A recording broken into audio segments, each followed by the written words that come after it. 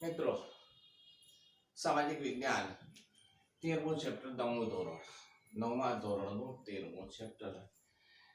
આપણે હિમાલય પર્વતમાળાની 3 શ્રેણીઓની ચર્ચા કરી.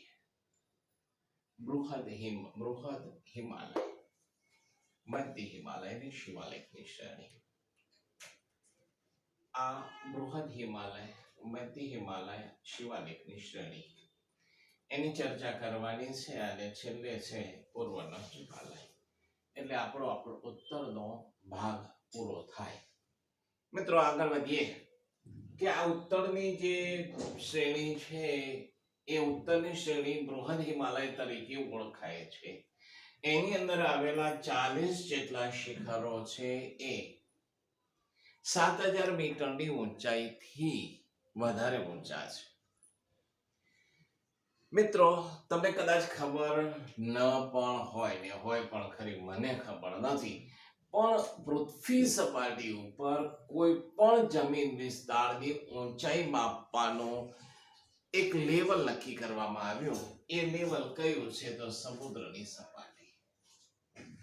અહીંયાથી ઊંચાઈ માપવામાં આવે, અહીંયાથી ઊંચાઈ માપો એટલે આ પહેલું મેદાન, પછી ઉચ્ચ પ્રદેશ અને સૌથી ઊંચો પર્વતીય પ્રદેશ. એટલે હિમાલયની આ ઊંચાઈ 7000 મીટરથી ઊંચા જે શિખરો છે એની ઊંચાઈ સમુદ્ર લેવલથી માપવામાં આવેલી છે.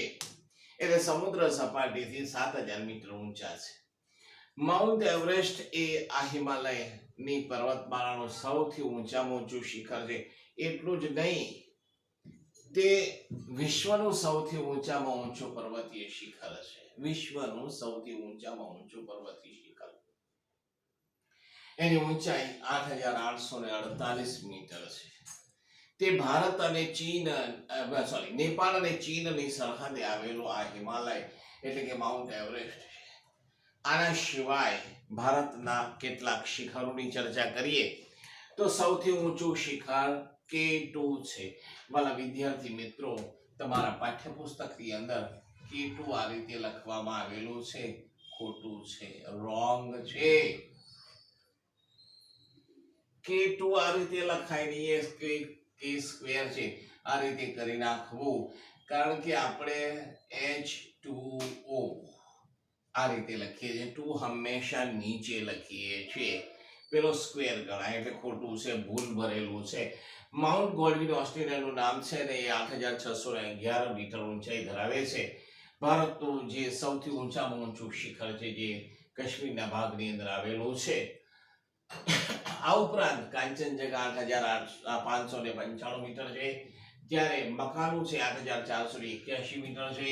ધવલગીરી 8198 મીટર ઊંચાઈ ધરાવે છે. ને એ જ રીતે અન્નપૂર્ણા નામનું શિખર છે એ 8070 મીટરની ઊંચાઈ ધરાવતું છે.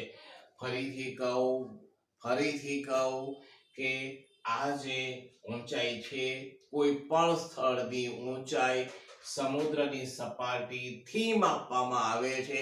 આખી દુનિયાની અંદર આ રીતે માપવામાં આવે છે.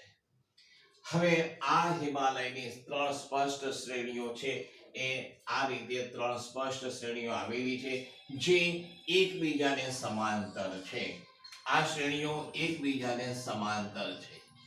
આ શ્રેણીઓ એકબીજાને સમાંતર આવેલી છે. બૃહદ હિમાલયની અંદર ઘાટ આવેલા છે. ઘાટ વિશેની ચર્ચા આપણે આગળના પ્રકરણમાં કરી ગયા. જેલાપલા, નાથુલા, સિક્કીલા. લા એટલે ઘાટ. આવા ઘાટ આવેલા છે. પવિત્ર યાત્રાધામો, માનસરોવર ચીનમાં પણ આવેલું છે. આ હારમાળાની અંદર આવેલું એક યાત્રાધામ છે. વિદ્યાર્થી મિત્રો, હવે મધ્યના હિમાલયની ચર્ચા કરીએ. મધ્યના હિમાલયની ચર્ચા કરીએ કે બૃહદ હિમાલયની દક્ષિણે આ બૃહદ હિમાલય એની દક્ષિણ તરફનો ભાગ આવ્યો. એની દક્ષિણે મધ્ય હિમાલય કે લઘુ હિમાલય કે હિમાલય શ્રેણી તરીકે ઓળખાતી આ શ્રેણી છે. તેની પહોળાઈ 80 થી 100 કિલોમીટર છે. એટલે આ બે પર્વતના પહોળો નીચેનો બેઝ, પર્વતનો બેઝ, પહોળાઈ એટલે પર્વતનો બેઝ, આ પર્વત એનો બેઝ એટલે આ ભાગ, અથવા તો અહીંયાથી આમ સામે આમ આવે પર્વતનો બેઝ. એ બેઝ કેટલો છે તો 80 થી 100 કિલોમીટર છે. એની અંદર પીર પાંજાલ, મહાભારત, નાગટીબા જેવી ગિરિમાળાઓ આવેલી છે. મધ્ય સ્થળની ઊંચાઈ ધરાવતી આ શ્રેણીની નામ આપી નથી. મધ્ય સ્થળની ઊંચાઈ એની કેટલી ઊંચાઈ છે? અહીંયા 40 એવા શિખરો આપે જેની ઊંચાઈ 7000 મીટરથી વધારે છે. અહીંયા ઊંચાઈ એવી સ્પષ્ટ કરેલી નથી. એટલે કે મધ્યમ સ્થળની ઊંચાઈ ધરાવતી આ શ્રેણીમાં ગિરિમથકો આવેલા છે. ગિરિમથકો એટલે આપણે ફરવા જઈએ એવા સ્થળો આવેલા છે. એની અંદર ડેલહાઉસી, સિમલા, મસૂરી, રાનીખેત, અલ્મોડા, નૈનીતાલ અને દાર્જિલિંગ ગણાવી શકાય. આ સિવાય અહીંયા કેટલાક યાત્રાધામો છે, જેમ કે ગંગોત્રી, યમનોત્રી, બદ્રીનાથ, કેદારનાથ અને હેમકુંડ. એ હેમકુંડ સાહેબ એ જાણીતા યાત્રાધામો છે. કુલ્લુ, કાંગડા અને કાશ્મીરની રમણીય ખીણો અહીંયા આવેલી છે. મિત્રો, હવે શિવાલિકની હારમાળા.